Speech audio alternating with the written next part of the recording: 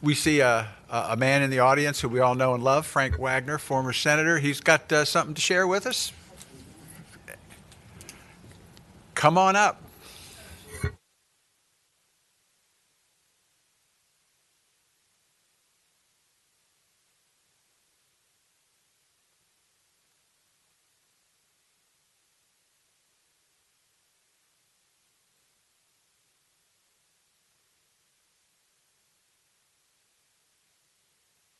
It's all right. We have the video. It's a public meeting, okay. All right, mic is on. You all can hear me? Can everybody hear me? All right, Princess Cruise Line came into Virginia back in October and said we'd like to call on Yorktown as a port of call as part of our regular cruise visits. We took that little meeting that we had with them, a luncheon, and said this is going to be really good for Virginia if we can pull this off. And they have identified the Waterman's Museum, which is currently in the village of Yorktown, which is down on the water underneath the Coleman Bridge. If you're not familiar with it, it's on the way to Gloucester. It's where Cornwallis surrendered. It's where he scuttled all his boats right off the water there, and obviously surrounded by the battlefield. And the terminus of the Colonial Parkway is at the Waterman's Museum. Okay, so they have said that we are scheduling currently 6 ships for 2024 and 10 ships for 2025.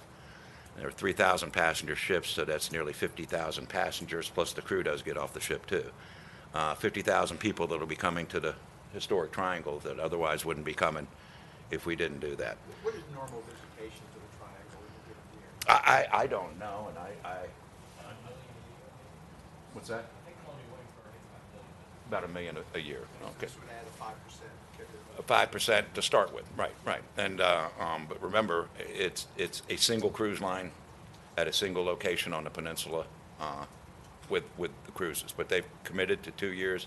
It's a cruise that'll, if you want to know the itinerary, it's New York or Boston to Yorktown to Charleston to Savannah to a foreign port, either the Bahamas or Bermuda, and then back to Boston or New York is the itinerary they planned. It's a historic type cruise. If you're not familiar with Princess Cruise, it's an older demographic who would be more into what we're looking at here. He knows his audience, and they are coming. Is there more people like you? Is that what you're saying? No, these are well educated. These are well educated people that are interested in increasing their educational level and their cultural experiences. That's not me, okay? And we have prepared a initial budget amendment more as a placeholder that's kind of refined itself now to a definite cost share. So unless the people to be, and Chris is probably in a little bit better position to explain it because he's worked on similar language on a previous budget amendment in a previous year. But we did pattern that language that was in the budget from last year for this particular effort. It requires a 1-for-1 match from the locality. If you have not been to the Waterman's Museum, you haven't missed a whole lot, just to fill you in on it, okay? And I don't mean to besmirch the Waterman's Museum. They do very well for what they've got, and it is not a whole lot that they have. It's more of a venue for weddings and things like that right now. They have a small museum and a gift shop and everything kind of crammed into one basic building there. They have taken original Waterman's houses and relocated them from different places around the Commonwealth to this property, which is what kind of makes it unique as a museum. It is private. I mean, it's its own nonprofit. Okay, it's not affiliated with anybody other than the Waterman's Museum. It has its own board of directors.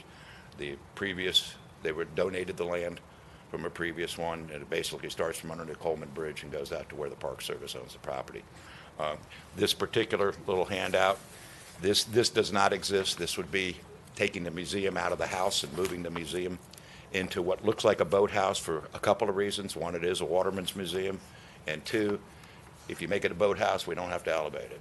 We're trying to keep costs down as much as we possibly can, since it is a boat repair boathouse that falls under an exemption for being able to build close to the ground, this in proximity to the water. That's kind of what it would look like in its finished state, to give you an idea, that being the Coleman Bridge, and the actual village of Yorktown is over here on the other side. So you can see the ship, we've moved as far away from the town as we possibly can and still use it, okay? What's proposed right now is a couple of the buildings renovating this kind of waterfront to give you this kind of look. which is, I think, what we want visitors when they come to Virginia for the first time to experience, as opposed to what they have down there now, which is pretty much a gravel field and an old tartar building. So this would be kind of the welcome to Virginia type of operation, which is a mat we want to throw down. Remember, one cruise line, this is the first time that anyone has ever considered the peninsula as a cruise destination port. And obviously, I think it would behoove all the citizens of Virginia to make sure they have a well experience. These are 50,000 people to go home and talk to God knows how many more people about their cruise and their experiences they had on the cruise. And so I think it's just an opportunity to do that. I think it's a relatively small investment. I have no idea what the budget on advertising is for Colonial Williamsburg to that, but I just know that, and I think you know better than I do, Emmett, with your association to it, but I think people coming through there has been in a declining mode for a number of years now. Colonial Williamsburg as well. I mean, Yeah, and Colonial, there's been yeah. factors in place that have cut that down a bit. Yeah. So I mean, and it's one of those areas that we should be trying to do everything we can to slow down the subsidies we have to send to keep those current operations running right now. Yeah. So in other words, we bring people from Massachusetts, Boston down here and show them how, and all the trouble they started at Lexington and Concord, and show them how Virginians Finish the job. Yeah. So I mean, I'd be delighted to answer any other questions, but other than this is primarily an investment in a stub pier that will accommodate the tenders from the ship, an investment in the Mariners Museum to give it something welcome to Virginia other than what we currently have, which is not much. Yeah. So George, you missed it. They called me on for an early one. I know we don't normally do that. Had a good but- briefing, and Mr. Chairman, We've gone ahead and gotten it a little bit Okay. started, if that's Okay. all right. All right, yeah, that's fine. we had an impromptu briefing here. Yes. And Mr. Chairman, I've for the last couple of years been floating the notion of a water taxi service down there for Yorktown Okay. and the state park we have up the river. But this is a little bigger boat than I had imagined. Yeah. Being there. George, I don't know if I've put these in your hand yet or not. These are pretty diagrams, okay? Waved them at me today, but Well, I'll wave them again. But brief. This is a museum that doesn't exist. It's built like a boathouse. That's part of what we're trying to do. It's waterman, pre-colonial waterman, colonial waterman, after colonial Bay residents. So this is a giant environmental thing. I forgot to add, they run 6,800 students a year through there this year, and this will expand, obviously, the SOLs and up to about 15,000 students a year. So it'll increase substantially the amount of student population running through here. And also exposure to a lot more of what you and I spent years on the Chesapeake Bay Commission talking about. So it gives an opportunity for kids at a young age to get real exposure in the watermen. How does it really impact watermen and their program? So, because basically, unless the ship's there, these facilities are all there for use of the public and that type of thing. But I think this is not a case of build it, well, and maybe they'll come. They're coming, and we got nothing built, basically. And what they'll use in 2024 is the existing little waterfront improvements that were done in the village side, which is not going to be adequate in the long term for what it is we're trying to do, George. I just think it's going to be good for Virginia. I wouldn't have done any of this if I didn't see the opportunity for Virginia and signed on to do this. So that's my story. I'm sticking with it. Okay. All right. So I don't know if there's anything else, any questions anybody has. Kendra does have the cut of the Norman Amendment that we made to date, and we moved it basically since David saw me early Tuesday morning at the Economic Development Sub, which is still at the ungodly hour of 7:30. I figured you guys might have changed that, but anyway, and so basically it's here because the amendment moves that part over to transportation. That's why I'm here. Okay? Any questions? Thank you so much. Thanks for your time. Appreciate it.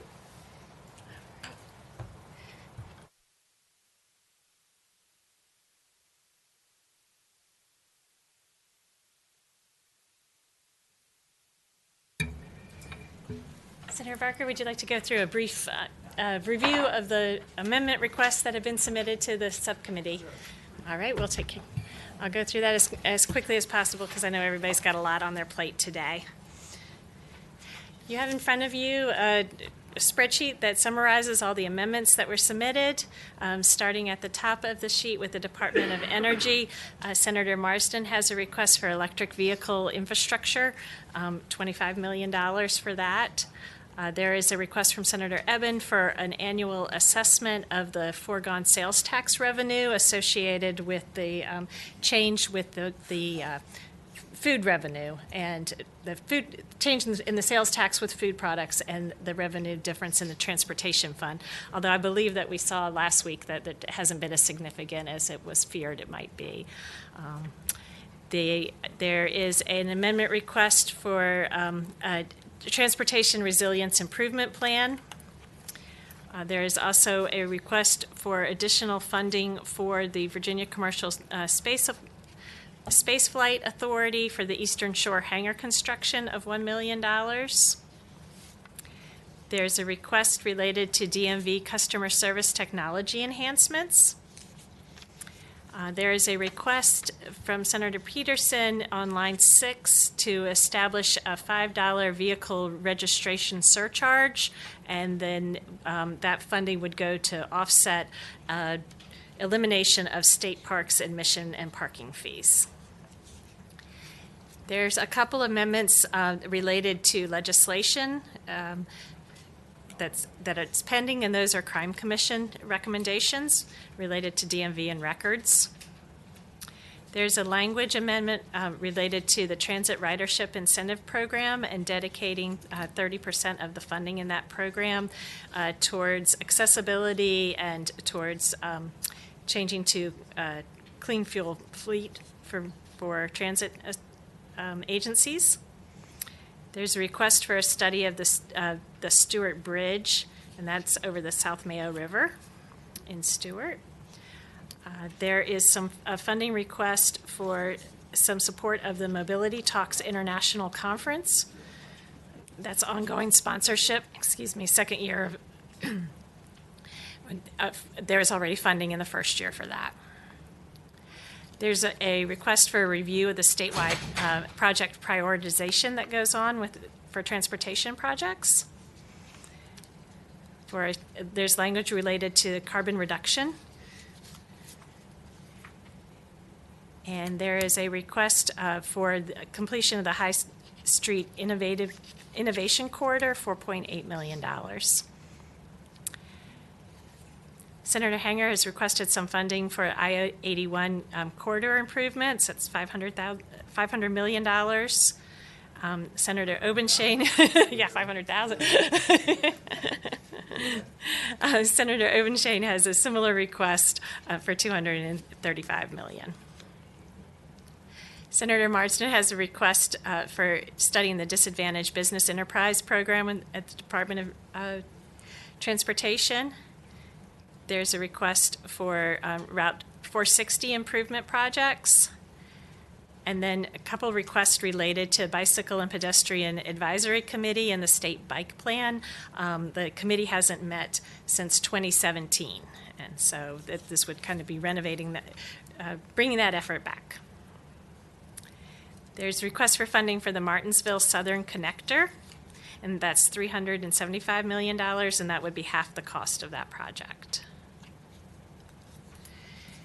There's another request related to direct payment rights, and then the funding for the replacement of the Robert O. Norris Bridge, and that's from funding from the Special Structures Fund.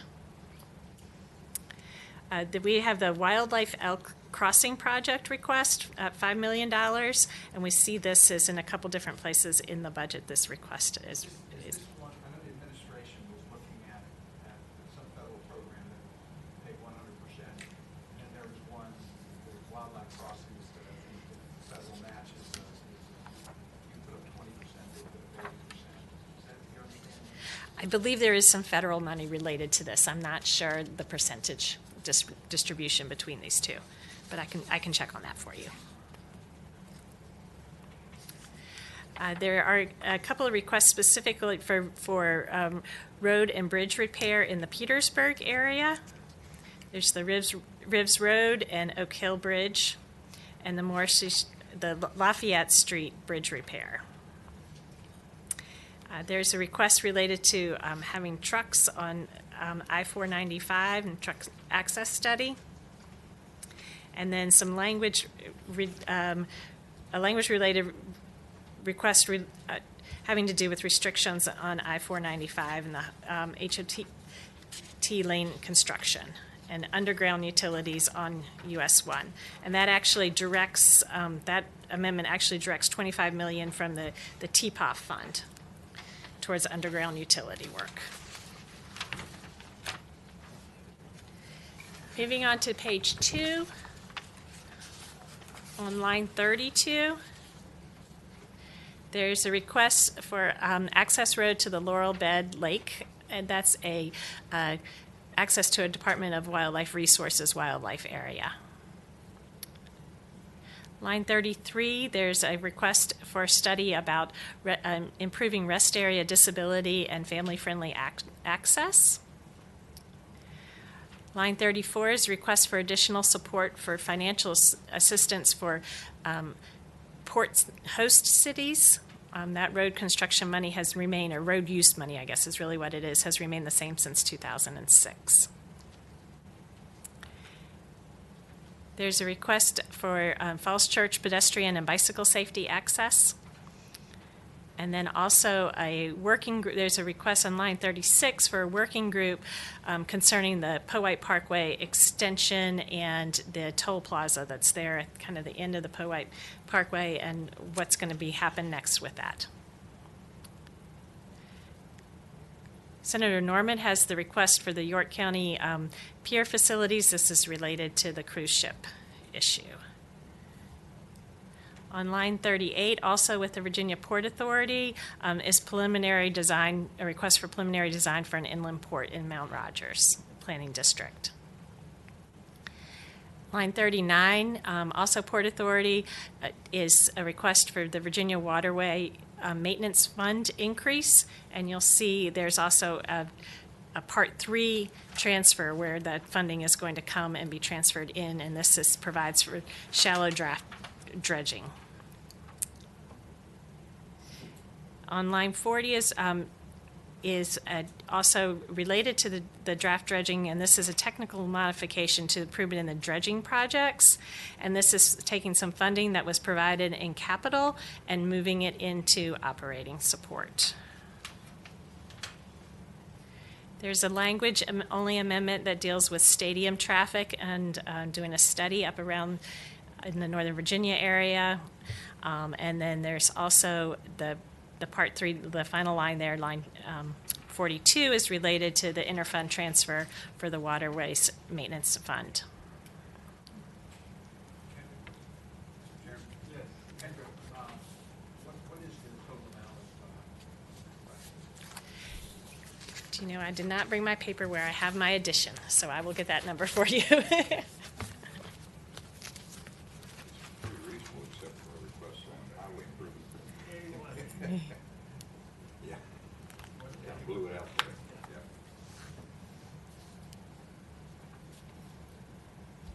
Any additional questions? That's everything we've got in front of us as far as requests go this year.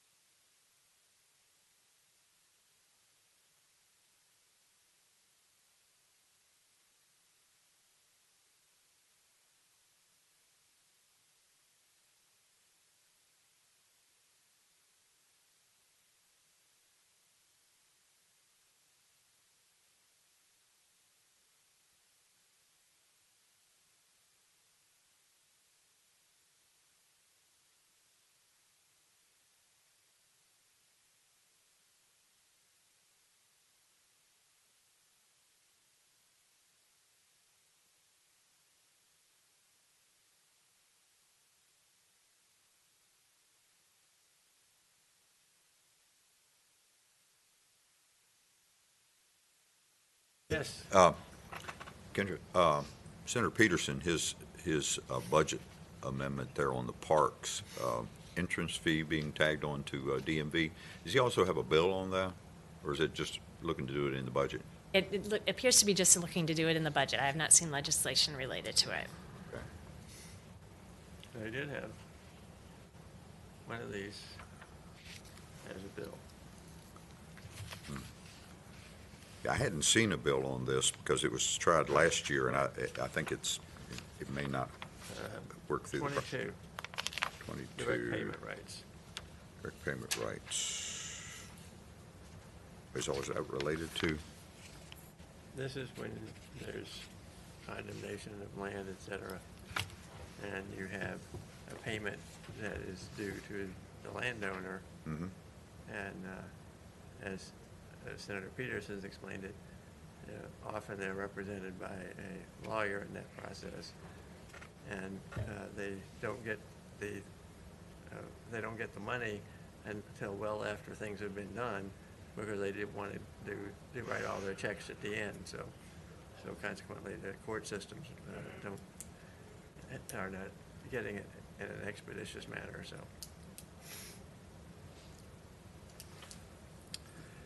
All right. That's all that we had on the agenda today. Okay. Senator Barker. All right. Well, we will